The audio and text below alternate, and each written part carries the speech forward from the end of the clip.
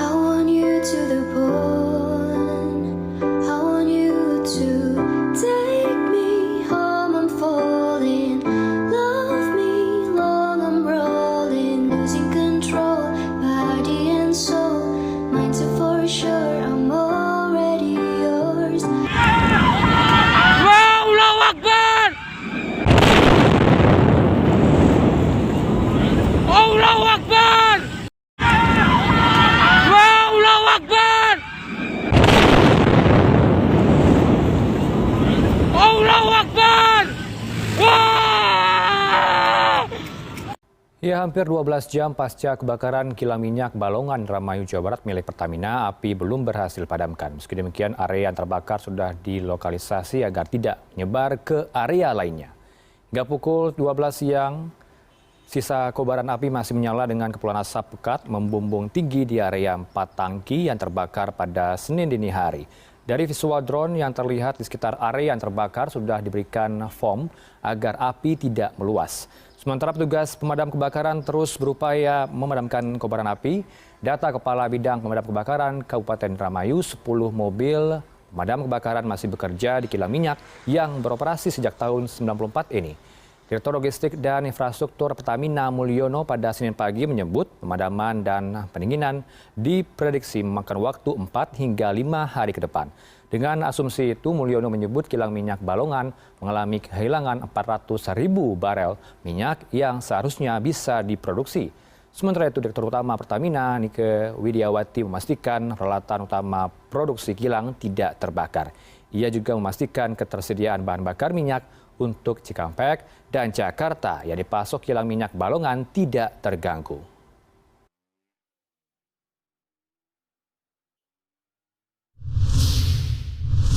Ya, kita terhubung dengan koresponden CNN Indonesia Mardika Utama di Indramayu, Jawa Barat. Selamat siang Dika. Dika, kalau kita simak pernyataan dari Pertamina mengklaim atau menyatakan tidak ada korban jiwa, tapi fokus Pertamina adalah mengevakuasi para warga sekitar. Tapi perkembangan terbaru di sana seperti apa, Mardika? Selamat siang Heranov, saya berdiri sekitar 700 meter di belakang kepulan asap yang masih terlihat membumbung tinggi. Dan dari sini pun juga masih terlihat adanya kobaran api yang masih menyala. Itu artinya sudah 12 jam sejak api membakar 4 tangki di kilang minyak Balongan yang beroperasi sejak tahun 1994 ini masih belum bisa dipadamkan. Meski demikian, tadi kami melihat visual dari drone di sekitar area 4 tangki yang terbakar sudah diberikan foam untuk mencegah api menyebar ke area lainnya. Dan 10 mobil pemadam kebakaran juga masih terus beroperasi di dalam, baik dari pihak Pertamina ataupun juga dari damkar milik Pemkab Indramayu dan juga dari Pemda Jawa Barat yang terus bahu-membahu untuk melakukan pemadaman. Dan pemadaman ini nantinya akan dilanjutkan dengan pendinginan yang menurut keterangan dari pihak Pertamina, dari Direktur Logistik dan juga Infrastruktur Mulyono, menyatakan bahwa pada pagi hari tadi pendinginan bisa memakan waktu 4-5 hari. Dan itu artinya akan ada potensi loss atau kehilangan produksi sekitar 400.000 barrel yang nantinya akan di-backup atau disuplai dari kilang di Cilacap.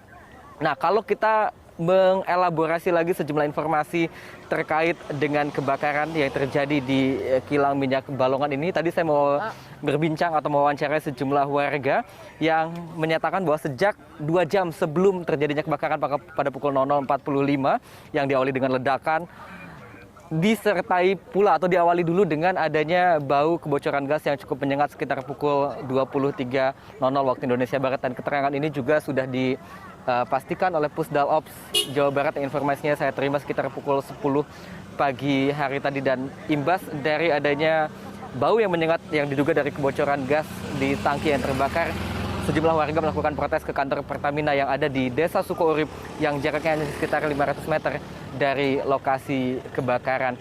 Dan seperti diberitakan sebelumnya bahwa kebakaran terjadi diawali dengan adanya ledakan sekitar pukul 00.45 dan api mulai meluas pada pukul 1:05. Dan kalau kita lihat luasan sebaran api di belakang saya ini ada beberapa pohon pisang yang sudah tampak gosong di sini. Hanya sekitar 20 meter dari tempat saya berdiri, Heranov. Anda bisa melihat di sini sudah tampak gosong, sudah tampak sisa-sisa api sempat melahap area itu. Itu artinya area yang terbakar juga cukup luas pada Senin dini hari tadi. Dan akibat dari kebakaran dan juga akibat adanya ledakan juga saya melihat sejumlah fasilitas yang ada di sini termasuk kantor Pertamina itu sendiri, sejumlah kaca tampak pecah dan juga sejumlah rumah warga juga tampak mengalami kerusakan seperti kaca-kaca yang pecah. Dan tadi warga yang terdampak ada hampir 1.000 orang di dekat area yang terbakar harus mengungsi ke 3 tempat, yaitu di Islamic Center Indramayu, lalu juga ada di Pendopo Kabupaten Indramayu dan juga kemudian di Gor Bumi Patra Pertamina. Dan terkait dengan korban luka bakar yang cukup berat ada 5 orang. Informasi terakhir yang saya terima tadi ke 5 orang korban luka yang cukup berat itu dirujuk ke Rumah Sakit Umum Daerah Kota Cirebon. Dan sementara itu untuk luka ringan atau mengalami luka bakar ringan jumlahnya sekitar 15 orang. Dan kami juga mendapatkan informasi bahwa masih ada 3 orang yang belum ditemukan. Terkait dengan korban jiwa, kalau kita menyimak lagi, Heranov, keterangan dari Direktur Utama Pertamina Nike Widiawati, ia menyatakan dengan tegas pada pukul 10 pagi tadi bahwa tidak ada korban jiwa dalam insiden ini. Tetapi kalau data yang saya terima dari Pusdal Ops, ada 1 orang korban meninggal dunia, seorang laki-laki berusia 61 tahun. Hal tersebut masih akan kami konfirmasi ulang lagi terkait dengan kebenarannya apakah benar insiden ini menyebabkan adanya korban jiwa atau sesuai dengan keterangan dari pihak Pertamina yang menyatakan tidak ada korban jiwa dari peristiwa ini. Heranov.